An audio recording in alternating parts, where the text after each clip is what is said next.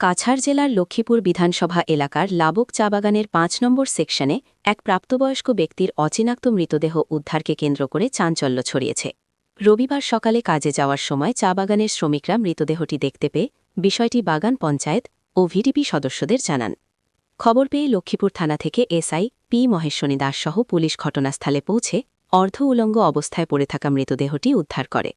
Circle officer Rituparna ভদ্রার উপস্থিতিতে মৃতদেহ ময়না তদন্তের জন্য শিলচর মেডিকেল কলেজ হাসপাতালে পাঠানো হয়েছে। এখনও মৃতের পরিচয় জানা যায়নি। শরীরে আঘাতের চিহ্ন না থাকায় রহস্য আরও গভীর হয়েছে। কিভাবে ওই ব্যক্তি চা বাগানের ভেতরে এলেন এবং কিভাবেই বা মৃত্যু হল তা নিয়ে এলাকা জুড়ে তীব্র কৌতূহল। ঘটনার তদন্তে নেমেছে লক্ষ্মীপুর পুলিশ।